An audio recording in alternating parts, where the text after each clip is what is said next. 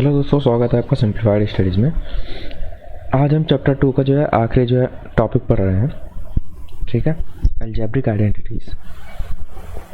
Okay, अब देखो algebraic identities आपने क्लास 8 में भी पढ़ी है। ठीक है, तो मैक्सिमम सारी वही चीज़ है, बट यहाँ पे क्या चीज़ अलग हो जाएगा, आपका एप्लीकेशन उसका अलग हो जाएगा। ठीक है, तो हम वही सारी चीज़ें आप पढ़ेंगे आज।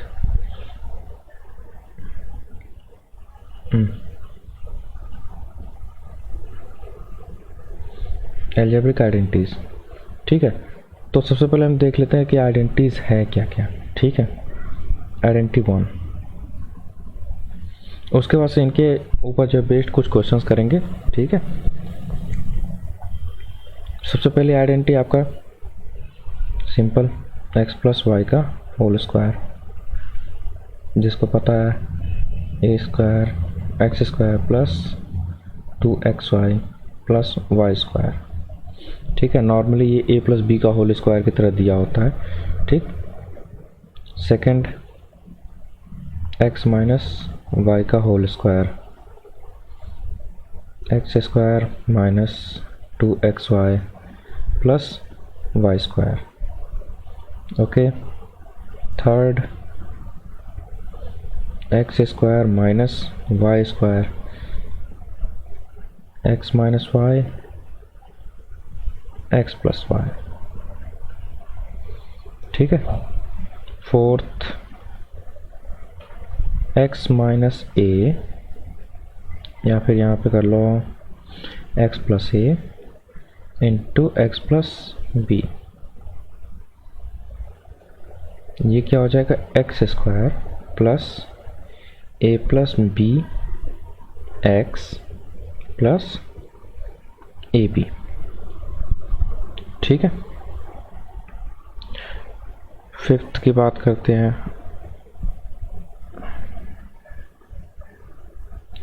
ठीक है, अब देखो ये सारे आपके जो भी हैं ये स्क्वायर के फॉर्म के हैं। ठीक है, मतलब कि स्क्वायर की सारी आइडेंटिटीज़ हैं जिनमें स्क्वायर का इन्वॉल्वमेंट।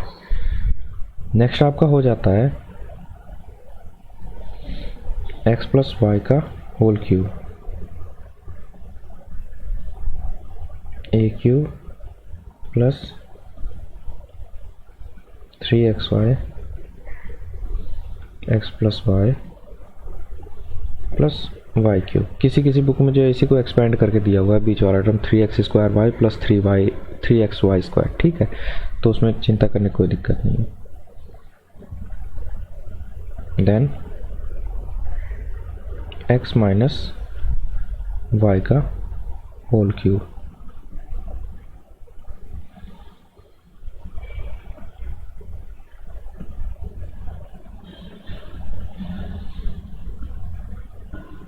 सॉरी यहाँ प्लस नहीं होगा, यहाँ माइनस होगा।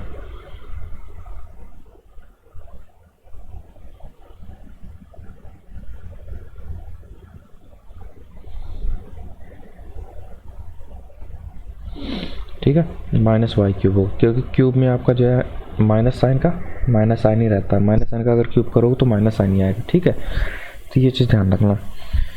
ओके, चलो आगे बढ़ते हैं, इन्हीं क्वेश्चंस के साथ आगे बढ़ते हैं। 6 हो गया, 7 x cube minus y cube equal to x minus y in bracket x square plus x y plus y square. और इसके बाद से 8th लास्ट तो नहीं कहेंगे, x cube plus y cube equals to x plus y x square. Sorry, अब यहाँ देखो यहीं पे तुम्हारा साइन चेंज होता है।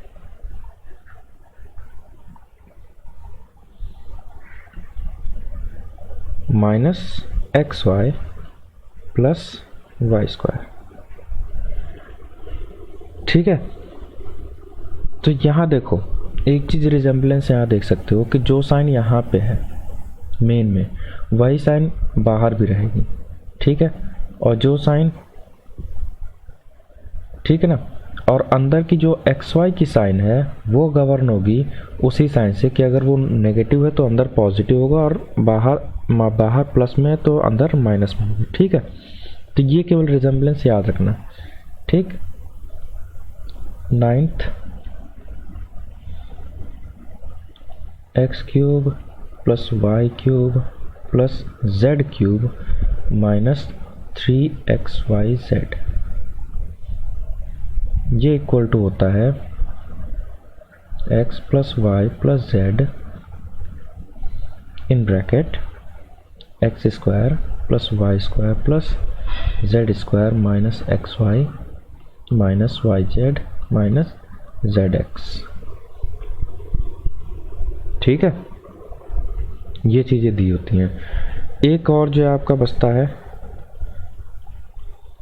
वो होता है x plus y plus z का होल स्क्वायर,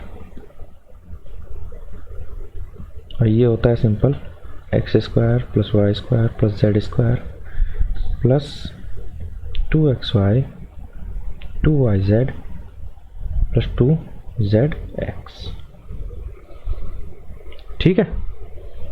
ये चीज़ें आपकी जो है मतलब ये आपकी 10 आइडेंटिटी इम्पॉर्टेंट होती हैं, ठीक है। अब चलो बात करते हैं क्वेश्चन किस पे किस तरह के आते हैं, ठीक है। तो अगर बात करो आप इसको इस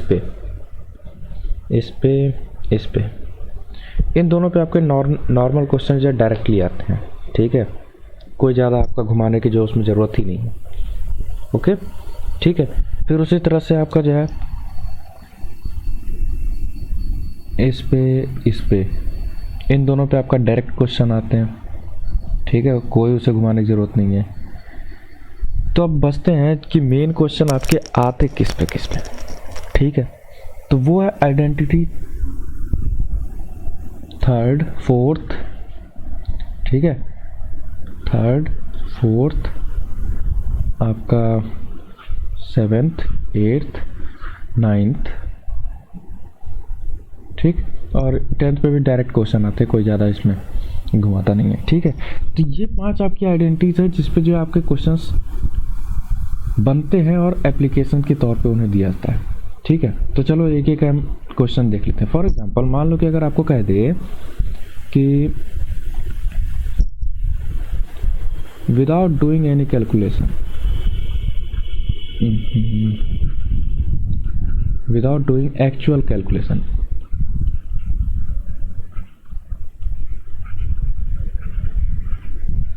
एक्चुअल कैलकुलेशन किए बिना आपको फाइंड करना है, फाइंड द वैल्यू ऑफ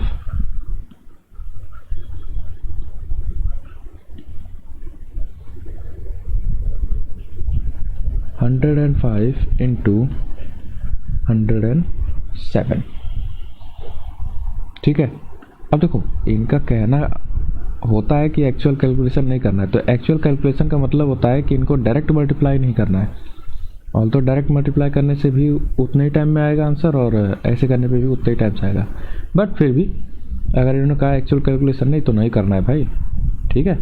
अब देखो ये नंबर और ये नंबर, ठीक। अब हमें ऐसे डायरेक्टली नहीं पता चलेगा कि हाँ किसका कौन सा फॉर्म है, ठीक है। बट अगर इन्हें ब्रेक करो 100 + 5 नियरेस्ट में ब्रेक करना है, और ये 100 + 7, चाहो तो इसको 110 - 5 लिख सकते हो और इसको 110 - 3 भी लिख सकते हो, ठीक है।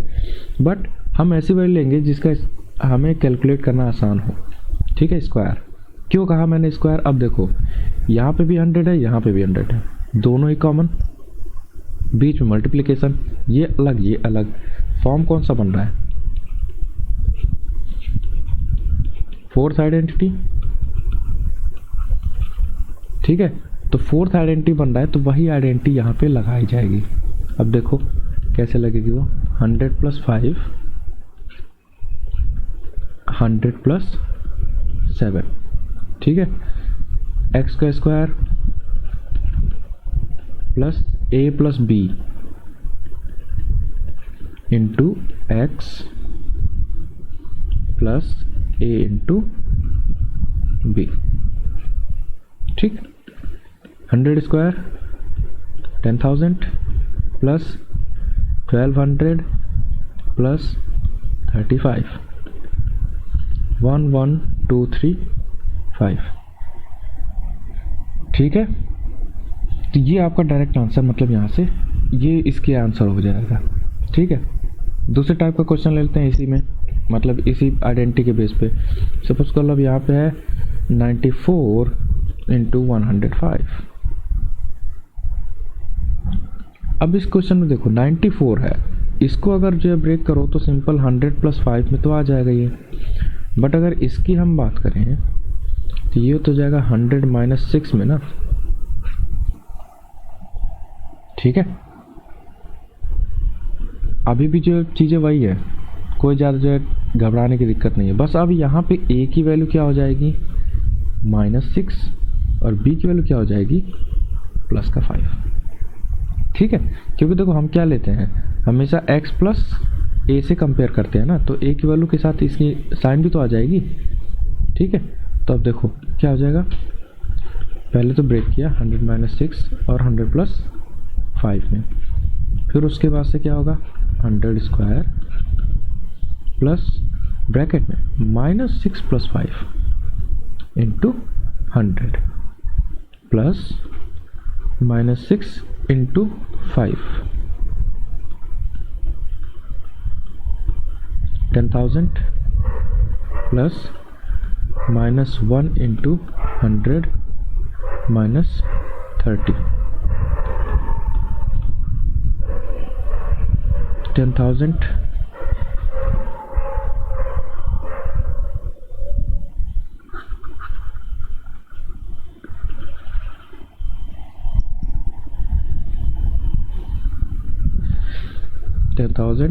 माइनस 100 माइनस 30 कितना हो गया,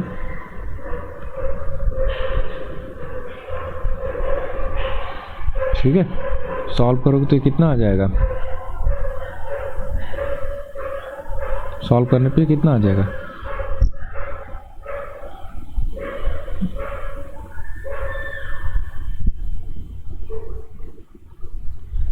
$9870। ठीक है, तो 9870 आपका इसका आंसर हो जाएगा। ठीक है, तो ये आपके जो क्वेश्चन इस तरह से पूछे जाते हैं। ठीक, चलो एक दूसरे तरह का क्वेश्चन हम ले लेते हैं कि 94 इंटू 106। ठीक है, अब देखो इसको क्या कहेंगे 100 माइनस 6 और इसको क्या कहेंगे 100 प्लस 6। दो एग्जांपल में ये तो समझ में आ गया कि ब्रेक कैसे करना है। ठीक है, जो दोनों के नियरेस्ट में होगा और कॉमन आ सकता है उसमें ही ब्रेक करेंगे। ठीक है, बट अब देखो यहाँ पे ये भी x माइनस ए है, ये भी x माइनस मतलब x प्लस ए है, मतलब दोनों में a की वैल्यू सेम है ना। तो ये क्या होगा x माइनस ए और ये हो जाएगा x प्लस ए। बट ये इन रियलिटी फॉर्म किसका बना रहा है, x minus y into x plus y. Third identity ये वाली। ठीक है, अब इसमें ध्यान रखना कि आइडेंटिटी कभी इधर से बहुत कम चांसेस हैं, बट इधर से देना ही देना है। ठीक है, दोनों तरह क्वेश्चन अभी देख लेते हैं। ओके, ठीक, तो उसके बाद से यहाँ से क्या हो जाएगा, फिर सेकंड सेम आइडेंटिटी लगाएंगे, यानी कि पहले 100 माइनस 6 और दूसरे में 100 प्लस 6। अब उसके बाद से a square minus b square, that means x square minus y square, 10,000 minus 36। ठीक है, तो यहाँ पे कितना बच जाएगा 9964। ओके, अगला क्वेश्चन देखते हैं। अब देखो नेक्स्ट क्वेश्चन में क्या है, 49 स्क्वायर माइनस 51 स्क्वायर की वैल्यू निकालनी है, या फिर चलो यहाँ से तो नेगेटिव आ जाएगा। 51 स्क्वायर माइनस 49 स्क्वायर, केवल वैल्यूज की जगह चेंज की है।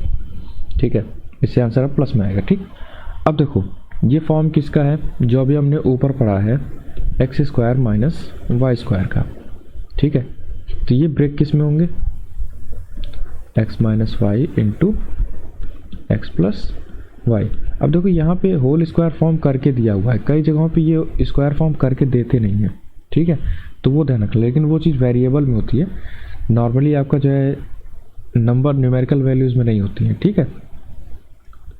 चलो देखो, तो 51 minus 49 into 51 plus 49,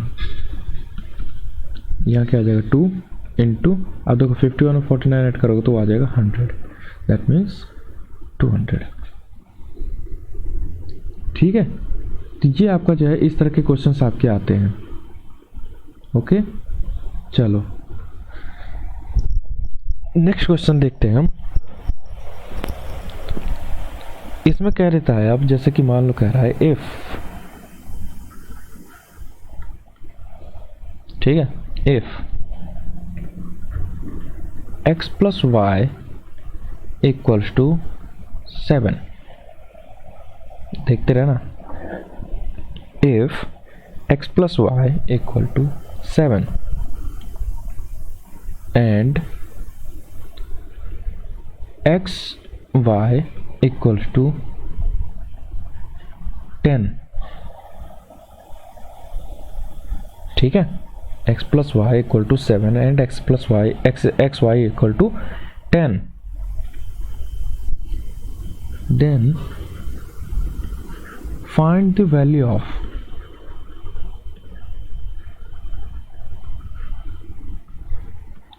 x cube plus y cube. देखो, अगर कभी भी x प्लस वाई की वैल्यू दी है और क्यूब वाला आंसर पूछा है, तो एक चीज़ यहाँ पे ध्यान देना कि हमेशा x cube plus y cube का ही आंसर पूछेगा, x cube minus y cube का नहीं पूछ सकता। क्यों? क्योंकि उसके लिए आपकी एक्स माइनस वाई की ज़रूरत पड़ती है, और जो यहाँ से आप नहीं निकाल पाओगे, ठीक है, निकाल लोगे लेकिन उसका थोड़ा सा लंबा मेथड है, तो वो नॉर्मली आपका पूछा नहीं जाता है, ठीक है। अब देखो, अब इसको हम करें कैसे। तो सबसे पहले जो आपका x cube plus y cube है उसका फॉर्मूला लिखो डायरेक्ट, उसके बाद से हम देखेंगे, ठीक है। X cube plus y cube, x plus y x square minus x y plus y square.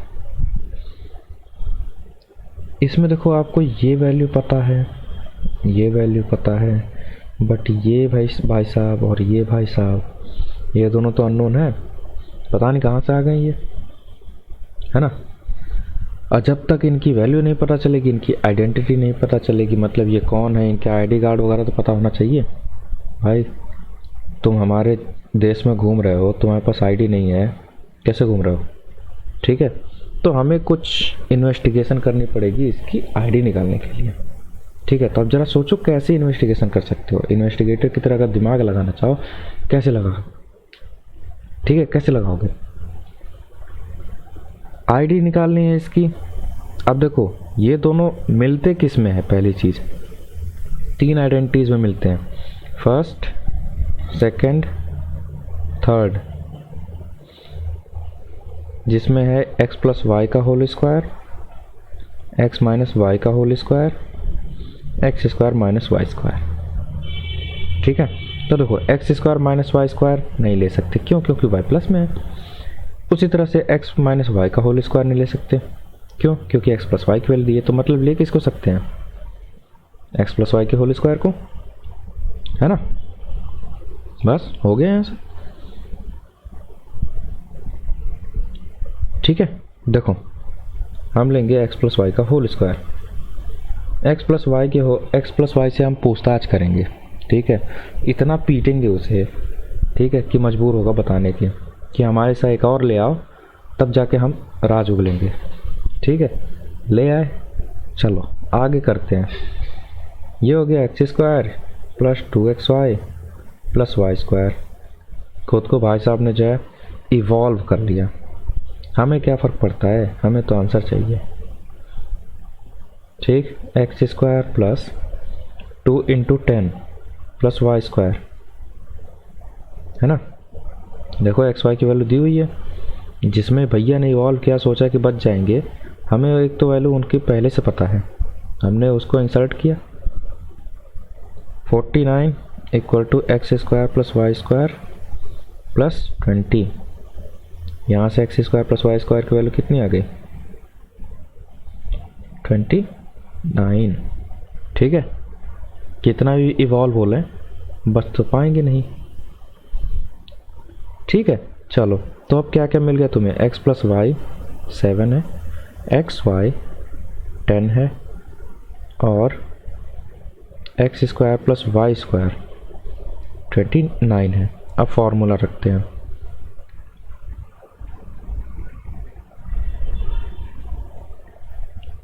X square minus x y plus y square. ठीक है, x प्लस वाई की वैल्यू 7 रख दी, x square minus 10 plus y square.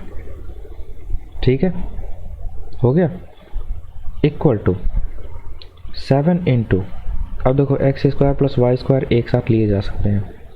ठीक है, तो x square plus y square की value रखो 29 माइनस 10, बचा क्या? 19। तो 7 इंटू 19,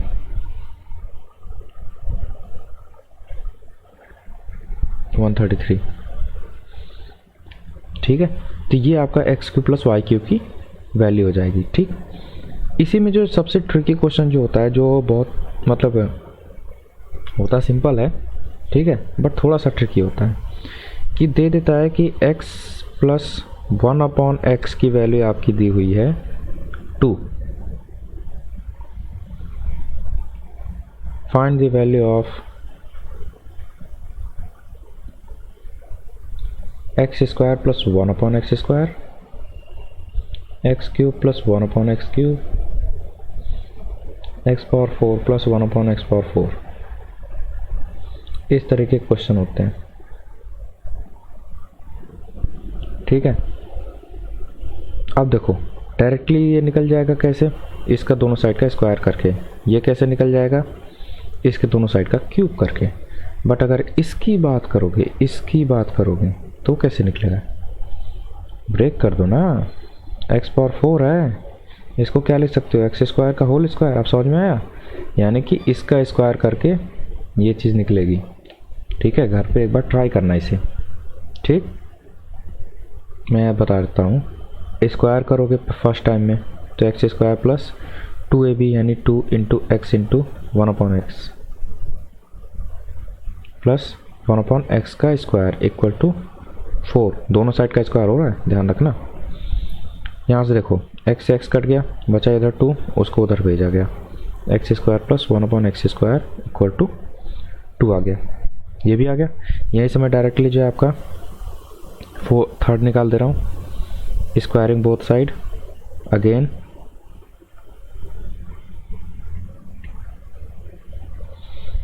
ठीक है, तो ये क्या हो जाएगा? X square plus 1 upon x square का होल स्क्वायर इक्वल टू 4।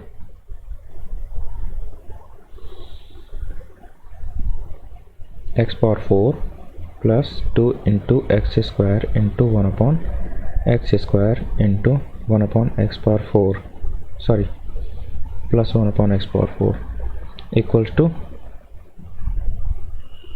4। ये 4 आया कहाँ से है? ध्यान रखना, 2 का स्क्वायर हो चुका है। ठीक है, तो अब दोबारा स्क्वायर नहीं होगा। तो यहाँ क्या आ गया? X power 4 plus 1 upon x की पावर 4 इक्वल टू कितना आ गया? फिर से 2। ठीक है, इसी तरह से x cube plus 1 upon x cube का निकाल लोगे। ठीक, एक जो स्पेशल आइडेंटिटी है, जो स्पेशल केस होता है, ठीक है, जो स्पेशल केस तुम्हें हमेशा याद रखना पड़ेगा। ठीक, होता यह है, if a plus b plus c equals to 0, then find the value of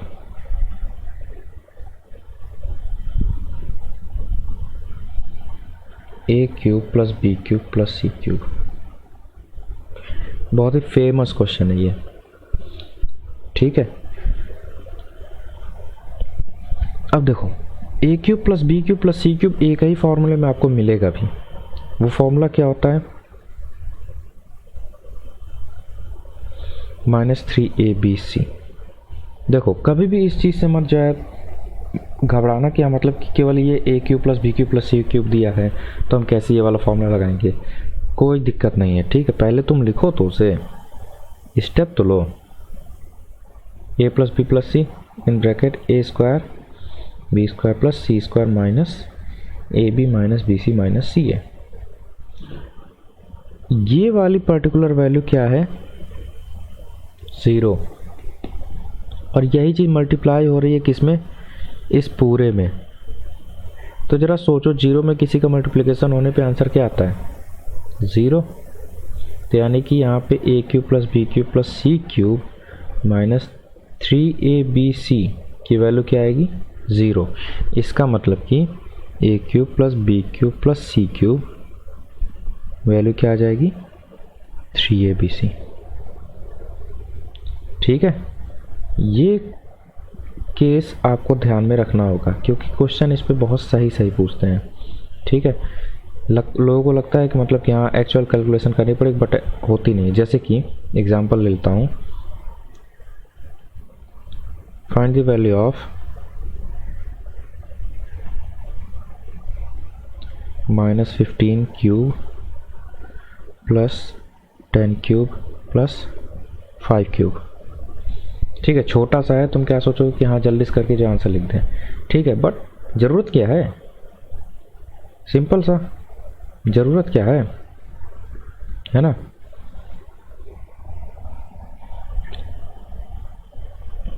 ठीक है, ज़रूरत क्या है? ए क्यूब है, बी क्यूब है प्लस सी क्यूब है, यही तो है। सबसे पहले इन सब केसेस में ए प्लस बी प्लस सी निकालो। -15 प्लस 10 प्लस 5 0। अगर जो है 0 आ गया तो इसका डायरेक्ट क्या हो जाएगा? 3abc, ठीक है।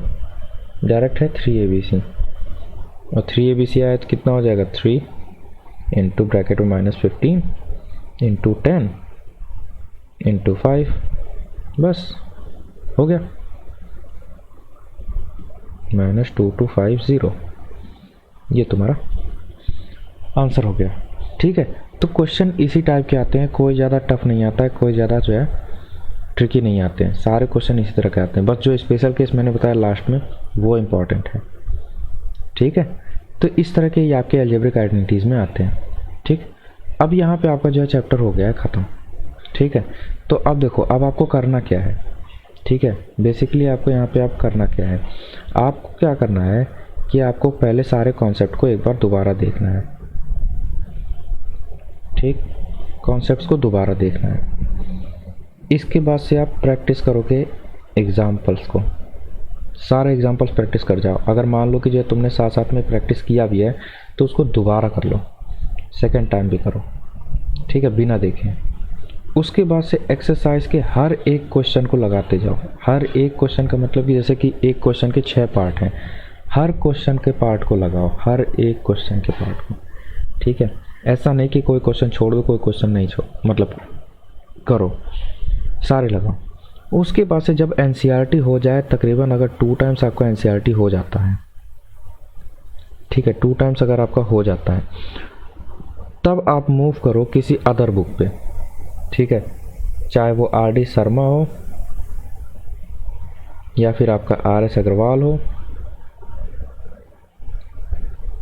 या फिर आपका एस. चांद हो, ठीक है। तीनों में से कोई भी बुक आपको लो, आप उस पर वर्क करो, ठीक है। आप उसके, अब देखो, अब उसमें कॉन्सेप्ट पढ़ने की ज़रूरत नहीं है कि हाँ उसको बुक उठाए पता चले कॉन्सेप्ट पढ़ना शुरू कर देना, ना। कॉन्सेप्ट जो पढ़ लिए हो उसी कॉन्सेप्ट पे बेस रहो, जो उसके क्वेश्चंस हैं उसको अपने कॉन्सेप्ट में मोल्ड करो।